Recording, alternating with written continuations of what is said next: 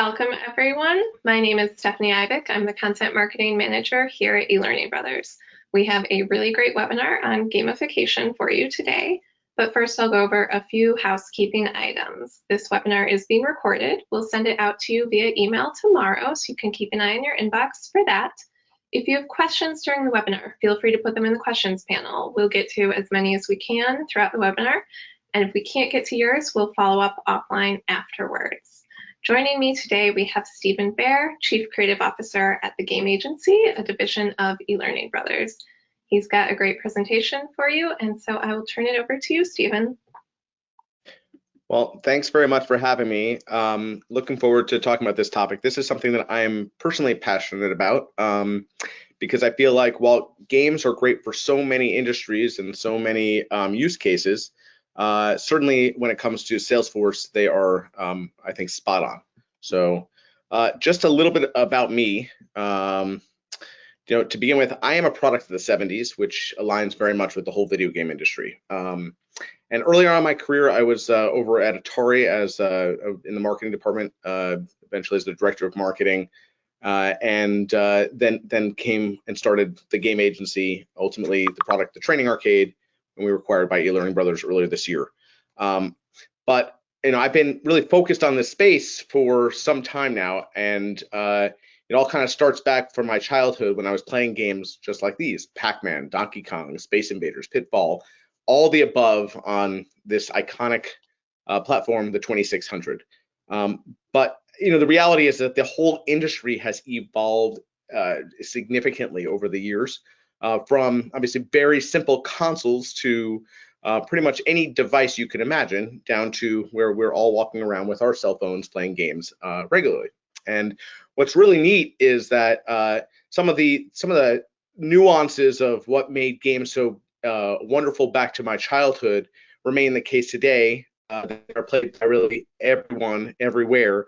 But when I think about games from a training perspective, I often want to think about mapping the games to the right performance objective, to the right audience, to the right content. And we're going to talk all about that during today's webinar.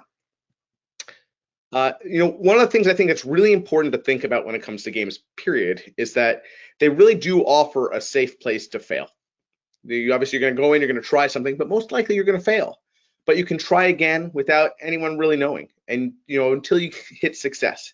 And the great thing about that is that once you're successful through hopefully repetition in a game, you're going to be a lot more successful in the field. So while for a sales team in particular, games are great for soft skills, process, categorization, product understanding, recall. There are all sorts of games that you can use to really help knock that information into someone's head and make sure that they get it and they get it successfully. So then when they bring it to the field, they are going to be all that much more successful and confident. So, but I'll give you some examples. We talk about, and this is certainly outside of the sales space, but whether it's thinking about Sarah, who just knocked over $10,000 of inventory, right? She's playing a game, she understands what the repercussions is, but the cost really to the company is $0, well, with the exception of actually building out the game. Games allow you to really replicate a whole bunch of environments and a whole bunch of circumstances in a real life way, the way that almost no other modality can, right? This is certainly also the case in the lab. Thinking about what happens when you try something gets contaminated or messes up, and your whole study's down the toilet. Well, once again, games can allow you to experience something, see what not to do in the real world, and make sure that you're successful once you enter there based off of practice in the virtual environment. Games engage employees on a whole different level. The reality is that when we think about most forms of training are incredibly passive. I'm going to watch this, or I'm going to read this, or I'm going to listen to this, but I'm just sitting here and I am a passive participant. Games require you to engage with the content. And as a result of actually digging in and participating, it is going to change your behavior, right? It's going to make you try things until you've actually done so successfully. And hence, it's going to improve your performance. With improved performance, higher confidence, and more knowledge, you're going to have much higher sales. And this is consistent across really all industries. And one of the things we see is that while today we're talking mostly about sales training, this honestly is something that can be leveraged across a variety of functions and departments. So one of the things that people ask me often is, well, do their employees actually play games? And I always like to go right to this chart because I think it's a great one to think about. This is a breakdown by the Entertainment Association, the Software Association, of gamers by age, and on the left-hand side. And on the right-hand side is a breakdown of the U.S. labor force by age. And you can see a pretty darn good correlation between the two. According to the ESA, in 2020, 68% of American adults are playing video games. And it's really hard to find 68, 70% of our population who all do one thing today when we're living in such a fractured world. I think that this is a really great chart to look at because we know that this is a passion point of so many people. So why not leverage it in your training? Why not make sure that you're meeting your learners where they are and what they're passionate about? So we've met them there, but the next question is, when I build a game or you build a game, what do you need to think about as far as motivation? How are you going to motivate your employees through gameplay? And I like to think often about the different types of gamers out there. I break it into these 4 categories. Your achievers, those who like to collect things, those who want to be experts at things. Your explorers, those who are detectives, they like problem solving or they like discovering new things. The socializers, those who get in there and they just want to feel useful, they want to feel recognized or loved by their colleagues. And the fighters, those who are going to win, whether it's fair or no matter what, they're going to win. Right, but the reality is that when you're building out games, you want to think about these 4 categories: achievers, explorers, socializers, and fighters, and you want to make sure that these 4 personas are really each getting something out of the game or games that you're putting out there. Now, I love this quote: "Games are like a kiss. They're interesting to read about, but they're much more interesting to do." And the reality is that after doing either, people tend to repeat the experience over and over again. I think it is so important to think about not only how can we make sure that our training is engaging and interesting, but that people are going to digest it and hopefully digest it over and over again until they really understand it. We did a study, and I don't think I actually have that slide in here, but we did a study where we looked at the repeat. Actually, I do have the slide in here, but we talked about the repeatability of training and of games for training, and it is off the charts in comparison to most. So we'll get there momentarily. But the thing that I think about when it comes to games or training overall is that training needs to be fun, right? Because if you're not actually interesting, if your content's not interesting to your audience, then you might as well go home, right? And quite honestly, they're going to go home. They're probably going to put it down, and they're not going to ever finish it. But the video game industry's done some really interesting things, right? They've built products that people can't resist. It's like beautiful chocolate. And at the end of the day, if you can get some content that people are going to say, I want to engage with this content, you're ahead of the game. No pun intended. I also think that training needs to be effective, when it requires the 5 things. And I think all training needs to be micro. I think that our mindsets are so distracted today by so many different things that you only have a finite amount of time to engage a person. It needs to be mobile because at the end of the day, people are on the go nonstop, and you just need to meet them where and when they want to be met. It needs to be motivational, right? So if it's dull or it's not terribly interesting, people are going to put it down and they're just not going to engage with it. And as a result of those things, it certainly needs to be memorable, right? Because you don't want it just to be something that they engage with and they forget, whether it's 30 minutes or 30 days later. Last but not least, it needs to be measurable. And the neat thing is that when it comes to games, they really play off of all of these things. They can be short formed, they can go wherever you want. They're certainly going to engage people on a way that's going to make them stick with the content. Because they've stuck with the content, they're going to remember it. And there's more data in games than really any other form of training out there on what people know, what people's behaviors are. There's a lot that you can really glean, a lot of information you can glean on who your employees are and learning more about their personas. Probably the bottom line is you want your training to stick. And so when I always use this analogy, I would kind of think of the training and game-based training as the training content is your peanut butter. It's that stuff that you need. It's nutritious. It certainly is valuable, but you want it to stick. So you got to bring in some of those games that are going to make it a little more sticky, a little more sweet, a little more fun. And when you have these two, you have the perfect competition. You're going to have great content that people remember. Okay, so we started talking earlier about aligning your content, your game rather, with the performance objective you have. And I wanted to kind of use this as an example. This is just the beginning, certainly as you're thinking through this content, but maybe you want people to recall certain information, or maybe you want them to be able to categorize information. Maybe you're thinking more about soft skills and you want people to be able to empathize with each other. Maybe you need to be able to truly be able to describe things successfully, or identify certain, cause roots of different scenarios, or be able to visualize something when they go into a particular place. These are 6 examples, but there are quite honestly 20 examples probably out there of different performance objectives you have. I think it's critical to really identify these first and foremost, and then think about what type of games are going to help you do that. Certainly over the game agency and at eLearning Brothers, this is what we focus on every day, and always happy to have this conversation because games are game's sake. They're fun, but you want to make sure that they're effective, and so you want to make sure that you have the right game to align with your performance objective. The other thing you want to think about is the overall learning journey.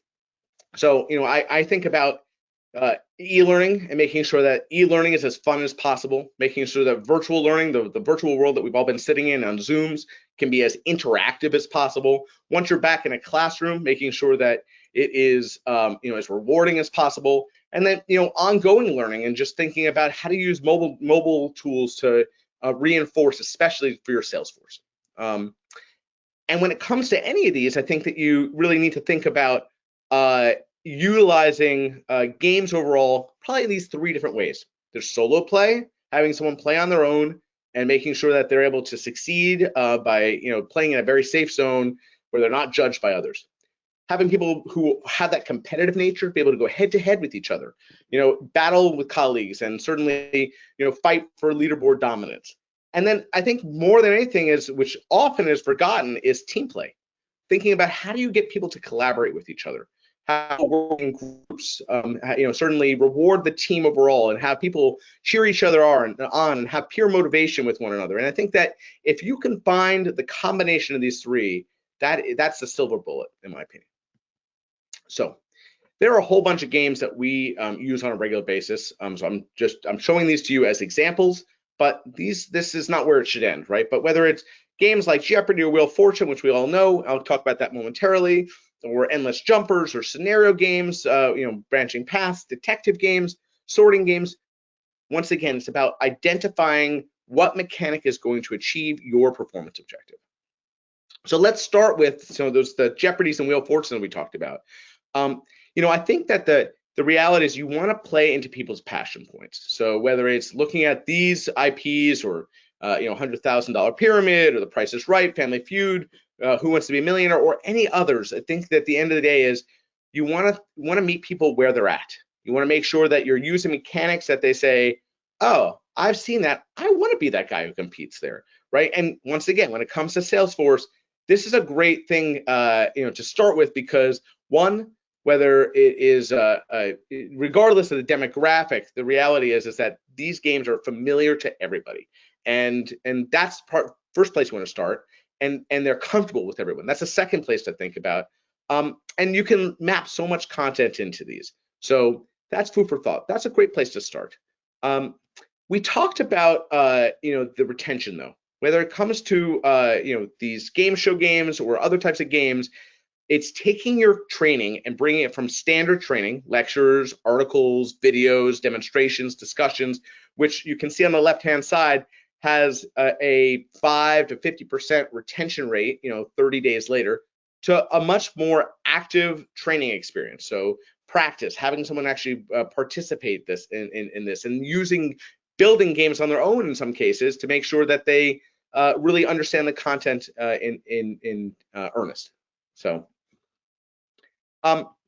I want to look at some data because I think that it's great to talk about this in theory, but we did a study across 1,600 games using these 5 mechanics: trivia, jump, match, recall, and scenarios.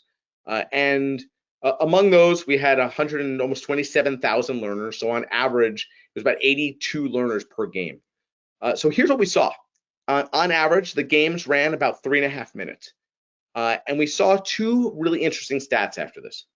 For those 3.5 minutes, 60% of people played 3 or more times. So about 10 minutes in total of interaction with the games. That's great, but we also saw a 57% improvement in knowledge between the first play and the third play. So in 10 minutes, we were able to lift people's knowledge by just about 57%. And in my mind, that is an amazing stat because it's a very small investment of time. It's a repetitive exercise, and often by choice, either whether it's intrinsic or extrinsic motivation, and it results in people being able to understand the content and apply it in the field. So when it comes to whether it's soft skills, product knowledge, or anything else, I think that these are critical examples of what you should be thinking about. I wouldn't just stop certainly when it comes to games though, because we've been talking about all the types of games that are simple to play, simple to build. I think another thing to think about is virtual reality, and I think virtual reality is actually the natural next step, right? So PwC did a study back in 2020 where they showed that virtual reality is 4 times faster to train than traditional classroom training. Because reality is, as somebody, no pun intended, is putting a headset on, they're really in a very confined environment where they're basically have to engage with the situation or the characters or the scenario that they're being provided. And they need to experience it. It's not about, hey, let me talk to you about theory at this point. It's let me throw you into this situation and let's see what happens. And by the way, when whatever happens, good, bad, or ugly, you're going to get feedback on that. Okay, so not only is it 4 times faster, but people were 275% more confident to apply these skills that they had learned after they trained. Okay, well, that's great. They're also 3.7 times more emotionally connected to the content. Well, why? Because they have these headsets on. It's them. They're immersed in this environment. Whether you're playing games without headsets on or you're playing a virtual reality experience with headsets on, the reality is you are immersed in an environment that you really have to interact with and make some key decisions on. Ultimately, they were 4 times more focused than their e-learning peers. And that's not surprising because once again, once you take those headsets off and you have everything going on around you, it's very easy to get distracted and really not focus in a meaningful way on the content that's being provided to you. So when I think about games or virtual reality, I think that especially when it comes to sales training, it really comes down to characters and stories, right? You want to create relatable scenarios. You want to create settings that people can really understand and challenges that they can react to. You want to make sure that they're engaged, they're motivated, and that ultimately by doing that, you're going to make them a lot more effective in the workforce.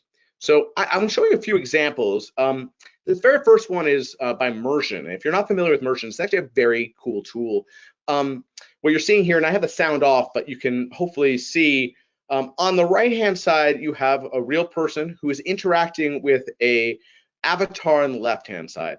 Mersion's actually a really interesting company. What they've done is they basically have someone in the background who has scheduled a time with this salesperson or any other professional who's going to participate with their tool, and they're going to basically interact with a avatar which feels a little bit less overwhelming, right? It maybe feels a little safer, but they're going to get feedback afterwards, right? Because they're having a real conversation. And by the way, this avatar, who is the voiceover is by someone in the background, is reacting to what they're saying real time, and they are able to really pivot their pitch, if you will, or their conversation or how they're reacting based on what the avatar is saying.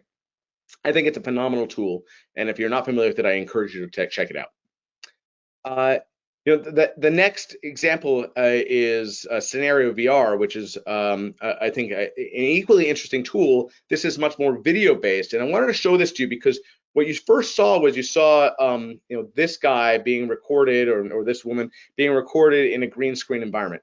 You can take this recording and you can put the person right into an office setting.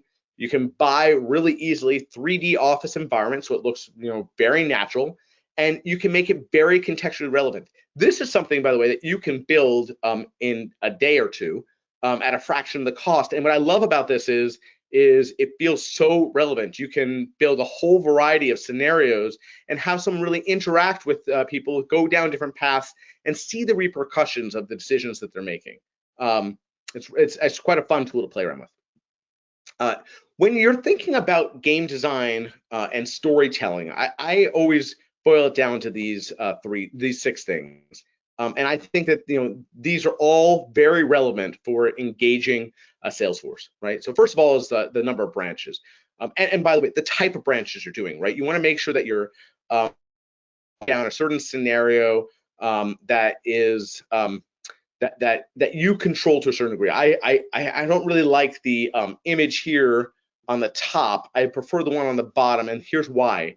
I like to give people choices, and I like to make sure that that they understand that they can make decisions and the repercussions, and but I also want to pull them back in. So at a certain point, I'm going to have little hubs where I can say, you've gone down this path, I've hopefully redirected you the right way, or I'm celebrating the success that you had in your decision making.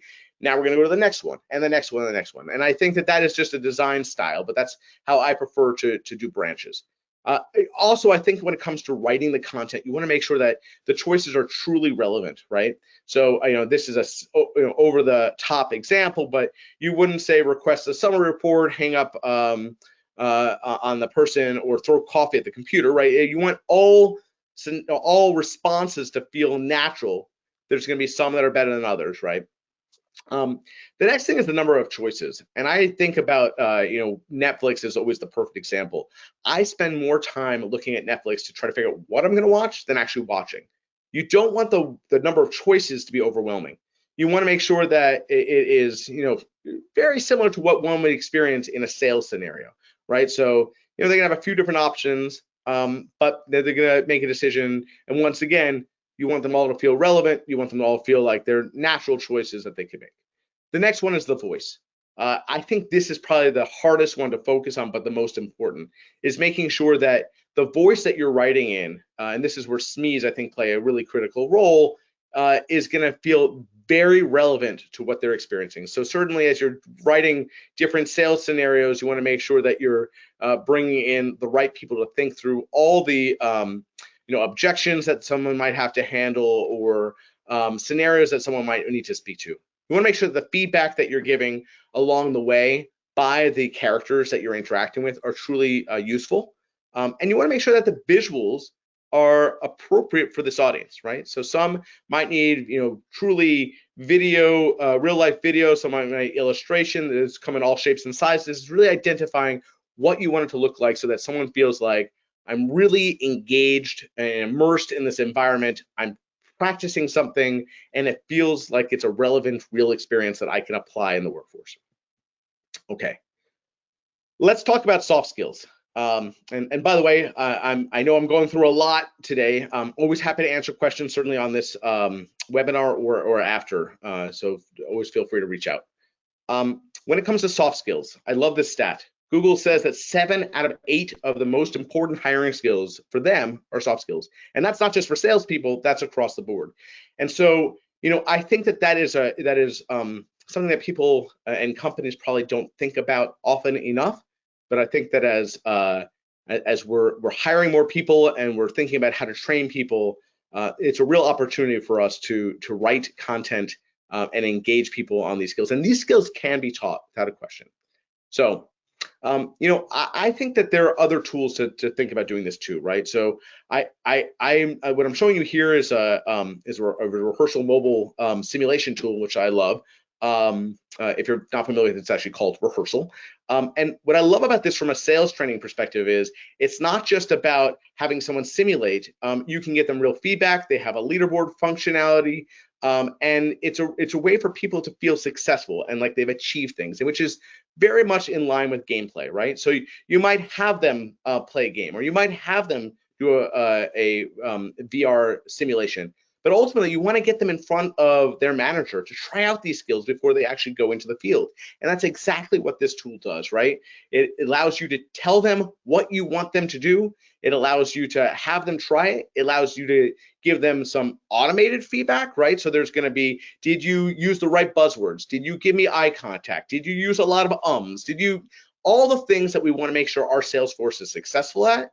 And I think the more that you can not just teach them these skills and have them train it in a virtual world, but have them then train it with you before they go into the field, all the better. With all these things, the reality is that there are so many stats available to you, right? You're going to be able to measure what people know, what they've retained, what skills they've picked up, how they've been able to apply these skills. You certainly can track their decision-making process, and certainly look at the individual choices, or the collective choices across everyone who participated. You can also look at just obviously accuracy and effectiveness and efficiency of someone's performance. And the nice thing is that you can look at their overall performance, and this comes back down to more like the rehearsal example, where you can really coach them along the way based on what they've done. And I love that, because I think it's not just about putting them in a safe zone. It's putting them in a safe zone in the form of games where they can learn, they can practice, and then really test them. But don't test them in the field. Test them with your management team. So here's a collection of tools certainly to think about. The last thing I'm going to go over, and this last just a few more slides, is the difference between games and gamification. And this comes up all the time. We went over a whole bunch of games, and there are a whole bunch of game mechanics you can play. In my mind, that is a standalone environment, right? But then there's gamification, and people often say, I'm looking for gamification. I just want to qualify what gamification is in my mind, right? Gamification is taking a variety of elements of games, points, competitions, rewards, and really applying them to your daily business, right? So on the left-hand side, you have games. On the right-hand side, you have gamification. We're going to talk about this a little bit more right now. So gamification, you might want to introduce missions into your training. Have daily or weekly or monthly missions, different things that you want people to do. You might want to build learning journeys, and along those learning journeys, people have to do different things, right? And with each of these, they're going to get points, they're going to get badges, they're getting a reward for what they do. You might want to sprinkle in little incentives along the way, maybe a spin win each day, just somewhere to get additional points that they can apply to their leaderboard that they can ultimately redeem rewards for. Okay, leaderboards. Leaderboards are really important. And this is certainly where it comes to intrinsic motivation. Sometimes people say, I just want to feel like I've accomplished something, like I've achieved something. And so the opportunity to get someone towards the top of the leaderboard makes them feel really special and makes them feel acknowledged by their coworkers. That's fantastic. Experience points. You want to make sure that people feel like they're picking up little points along the way for different things they're doing. Certainly notification is a great way to give people feedback over and over again. And certainly as we think about our younger workforce, they're constantly looking for feedback, which is a great thing. There's lots of tools to provide that. The last few things is achievements. You want to make sure that you're finding key moments to really identify that someone has done something well in their training, or quite honestly in the field, and apply different badges to call that out. You want to give them prizes for certain of the things they're doing, and you want to be able to track all they're doing. And there's, like I mentioned, there's so much data based on accuracy and the frequency and the personas of your players that you can track. I'm a big believer that when we are using games, our brains are able to work harder, and they're able to work better and faster and stronger. And I encourage you to really think about games in that light, because the more that you can introduce games as a tool to your sales force, I think the more engaged with your content they'll be, and the more engaged overall they'll be and effective they'll be in the workforce. So I'm putting this up here. This is my contact information if you'd like to get in contact.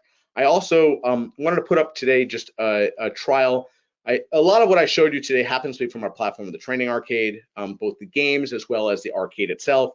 And please get in touch with us if you'd like to do a trial. We have a 14-day trial. I'm also happy to answer any questions once again here or separately on the phone. So Thank that's a you, lot. Stephen.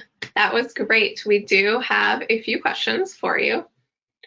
So first one, going back to that game study that you shared earlier with the 1,600 games, could you tell us a little bit more about how you were able to measure that 57% knowledge improvement between the first and third session? What tools were you using to measure that change? Yeah, so a good question. So those are happen to be all within the Training Arcade, and we actually sliced and diced that. Interesting enough, we did a study across 2,500 games. And actually that we published that on our website. That the statistics are actually equally good. I picked this in particular because a lot of these happen to be more sales training games. But we were able to just simply look at the amount of time that people played each session, in aggregate.